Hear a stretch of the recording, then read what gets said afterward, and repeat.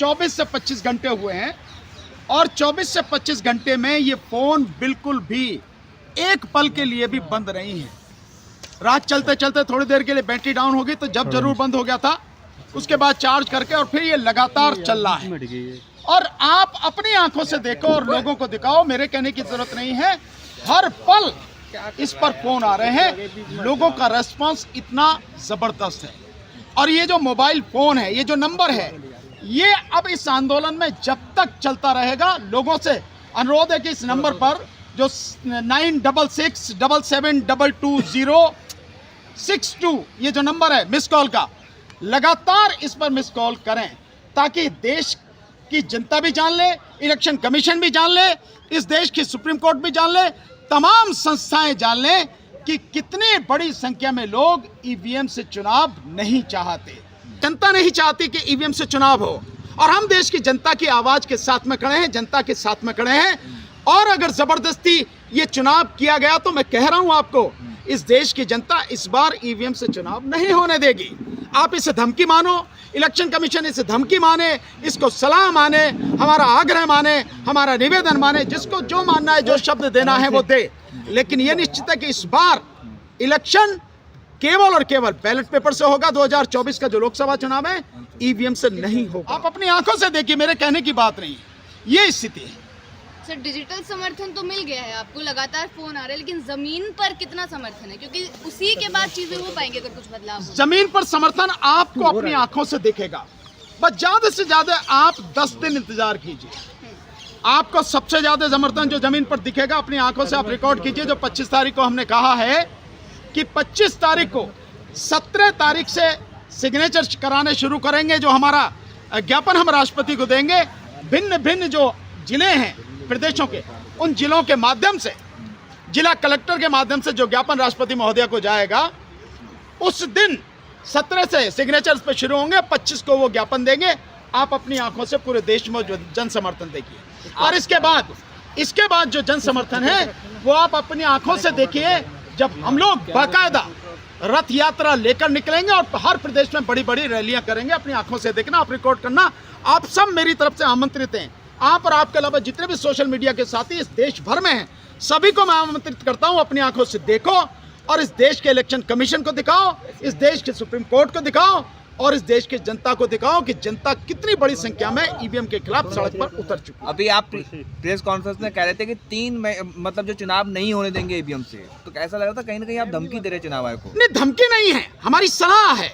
इस देश की जनता नहीं चाहती कि ईवीएम से चुनाव हो और हम देश की जनता की आवाज के साथ में खड़े हैं, जनता के साथ में खड़े हैं। और अगर जबरदस्ती ये चुनाव किया गया तो मैं कह रहा हूं आपको, इस देश की जनता इस बार ईवीएम से चुनाव नहीं होने देगी। आप इसे धमकी मानो, इलेक्शन कमीशन इसे धमकी माने, इसको सलाह माने, हमारा आग्रह माने, हमारा निवेदन माने, जिसको जो मानना है, जो शब्द देना है वो दे। लेकिन यह निश्चित है कि इस बार इलेक्शन केवल और केवल बैलेट पेपर से होगा। 2024 का जो लोकसभा चुनाव है ईवीएम से नहीं होगा। क्या लोकसभा चुनाव जो होने को है उसमें थोड़ा ही वक्त बाकी है, इसके बीच में क्या ईवीएम बैन हो जा? क्यों नहीं हो सकती है? क्यों नहीं हो सकती?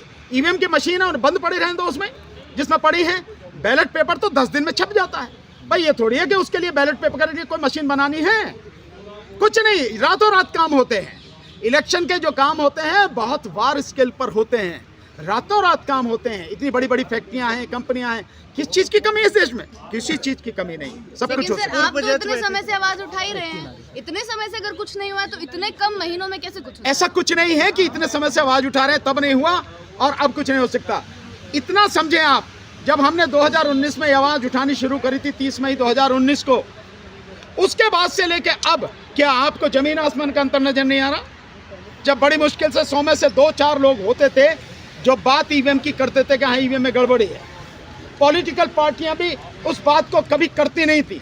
आज तो पॉलिटिकल पार्टियां भी लगातार उठा रही हैं। अखिलेश यादव जी भी लगातार आवाज उठा रहे हैं। कांग्रेस में दिग्विजय सिंह लगातार आवाज उठा रहे हैं।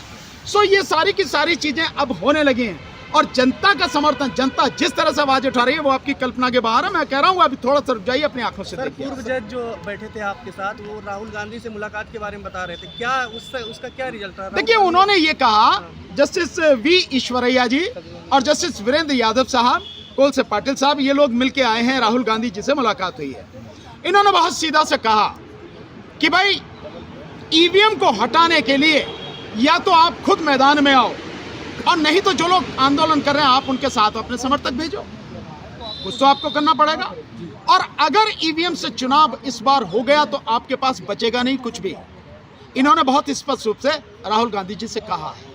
अब वो क्या जवाब देते हैं ये उनके ऊपर देखा जाएगा, जो जवाब देते हैं। सर आप क्या लग रहा है सर, राहुल आपके गांधी सवाल हो चुके, आप इनको पूछें। सर आप पर और आपके साथ जितने भी एडवोकेट इस ईवीएम के मुहिम को आगे बढ़ा रहे हैं, उन पर आरोप लग रहा है कि ये मीडिया का अटेंशन पाने के लिए कर रहे हैं और इनको केस वगैरह नहीं मिलता है, इसलिए ये मीडिया का अटेंशन पाने के लिए कर रहे हैं। आपको हमने कहा कि आप हमारी तरफ अट्रैक्ट हो, अब बताओ, आप बताओ ना, बताओ, सारे के सारे मीडिया आपका जवाब हो जाएगा। मैंने कहा कि मुझे अटेंशन दो आप, क्या महमूद पराचा ने कहा कि उसकी तो अटेंशन दो, क्या कहा?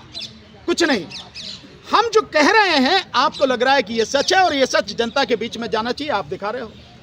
रही उस भांड मीडिया की जो गुलामी करता है, तलवे चाट रहा है किसी व्यक्ति विशेष के, जिसका ईमान खो चुका और बेईमान हो गया, हमने कभी उसको घास नहीं डाली, हम उसे अपने आसपास में नहीं फटकने देते, कभी बाइट नहीं देते उसको। मैंने आज तक कभी उनको बाइट नहीं दी और ना ही दूंगा उनको। तो हमें किसकी अटेंशन चाहिए? और आप भी को भी अगर लगता है कि भाई अटेंशन हमारी तरफ हम खींच रहे हैं जबरदस्ती, बताओ भाई, जबरदस्ती अगर कर रहे हैं तो हम अपना काम कर रहे हैं। हमें सिर्फ एक लक्ष्य दिखता है अपना, कि हमें इस देश की जनता के साथ जो धोखा अब तक होता रहा है अब नहीं होने देंगे। हम चाहे खत्म कर दिए जाएं, हमें मालूम है सरकार के पास बड़ी बड़ी तोपें हैं, बड़े बड़े तमंचे हैं, राइफलें हैं, बंदूक हैं, गोला बारूद है, हमें एक झटके में उड़ा देगी। हम जानते हैं सरकार इतनी ताकतवर है, हम मर जाएं इसकी चिंता नहीं है। लेकिन इस देश की जनता का जो अधिकार है, ये मत का अधिकार, क्योंकि देश की जनता के तमाम जो और अधिकार हैं, वो स्वतंत्रता का अधिकार हो, वो समानता का अधिकार हो, रोजी रोटी का अधिकार हो, वो धार्मिक स्वतंत्रता का अधिकार हो, वो शिक्षा का अधिकार हो, वो सारे के सारे अधिकार इसी अधिकार से जुड़े हैं। ये अधिकार खत्म, बाकी सारे अधिकार खत्म। इसलिए इस अधिकार को बचाना है और इसको बचाने में हमारी जान चली जाए, हमें इस बात की परवाह नहीं। इलेक्शन कमीशन ने राज्यों का दौरा शुरू कर दिया, तो कभी भी जो है आचार संहिता लग सकती है, चुनाव की घोषणा हो सकती है। मैं समझता हूं कि आचार संहिता लगा के वो जनता को डराना चाहेंगे और आचार संहिता लग जाएगी तो पुलिस वाले एक्टिव हो जाएंगे कि, लेकिन मैं आपको बता रहा हूं ये जन आंदोलन है, ये जन आंदोलन है। और जन आंदोलन जिस समय जनता खड़ी हो जाती है उसके सामने कुछ नहीं होता। मैं आपके माध्यम से कहना चाहता हूं, मुझे मालूम है कि सारी हलचलें क्यों हो रही हैं और क्या होने वाला है। आचार संहिता लगने के बाद भी ये जन आंदोलन अब रुकेगा नहीं। और अगर जिद पर अड़ा है इलेक्शन कमीशन और जिद पर अड़ी है सरकार, और जैसे लूट मचाती रही है अब तक उसकी वोटों की, जनता की वोटों की, वो इस बार भी करना चाहती है। मैं जानता हूं वो करने की पूरी कोशिश करेंगे। इस बार हम होने नहीं देंगे, चाहे कुछ भी हो जाए। हम भी यही हैं और बाकी भी यही हैं। आमने सामने जो कुछ है जनता ही बता देगी। भानु प्रताप जी, आपके साथ में कुछ लोग और बैठे थे, वो दो बातें कर रहे हैं। आप कह रहे हैं ईवीएम हटाओ, वो लोग कह रहे हैं कि जो ईवीएम के अंदर, जो वीवीपैट के अंदर जो ब्लैक शीशा वो हटा दो और उसकी पर्ची लेके दे दो, वो हम स्टम्प लगा कर दूसरे डिब्बे में डालेंगे। नहीं, दो बातें आपकी समझ से नहीं बैठी। दो बातें नहीं है, हमारी बिल्कुल एक ही बात है। No EVM, no VVPAT, only ballot paper. कोई ईवीएम नहीं, कोई वीवीपैट नहीं, केवल बैलेट पेपर।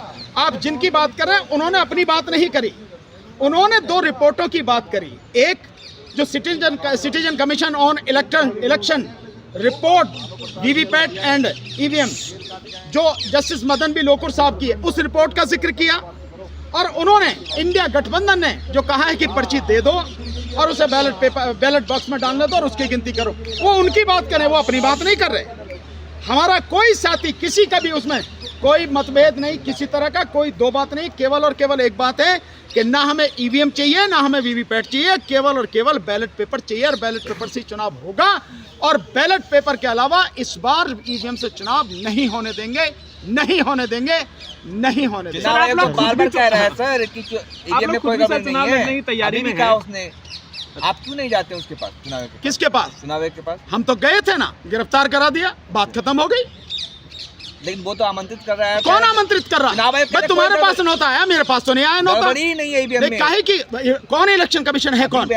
आपके इलेक्शन कमीशन के जो है वो तो पहरेदार लग रहे हैं, या इलेक्शन कमीशन के जो आप वकील लग रहे हैं? कौन है आप? उन्होंने कहा है ना, कि उन्होंने कहा है, तो वो होता कौन है ये कहने वाला? हम उसकी बात पर विश्वास क्यों करें? ये देश बुद्ध का देश है।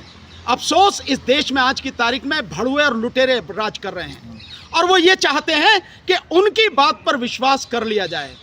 भगवान बुद्ध ने एक बात कही थी, किसी भी बात को इसलिए नहीं मान लेना कि आपके पिता कह रहे हैं, आपके माता कह रहे हैं। किसी भी बात को इसलिए भी नहीं मान लेना कि आपके गुरु कह रहे हैं, और किसी भी बात को इसलिए नहीं मान लेना कि साधु संत कह रहे हैं, और किसी भी बात को इसलिए भी नहीं मान लेना कि मैं कह रहा हूं। तभी मानना बात को जब अपने आप अनुभव करके, अपने ज्ञान से, अपने अनुभव से इस निष्कर्ष पर पहुंचो कि ये बात इस तरह से सही है और सच है, और इससे बहुजन का कल्याण होगा। बहुजन मीन्स बहुत सारे लोगों का कल्याण होगा, ये बात कही है। और किसी भी बात की सत्यता का, सच्चाई का इससे बढ़िया कोई पैमाना नहीं हो सकता। इलेक्शन कमीशन इस बात को क्यों नहीं बताता? इलेक्शन कमीशन देश की जनता से क्यों नहीं कहता कि ये जो सिस्टम है, वाकई में इस सिस्टम में अंधेरे में हम आपको रख रहे हैं। हम वो सिस्टम आपको देंगे कि जो अनपढ़ से अनपढ़ व्यक्ति भी, अशिक्षित व्यक्ति भी जान सके कि इसमें पूरी तरह से पारदर्शिता है।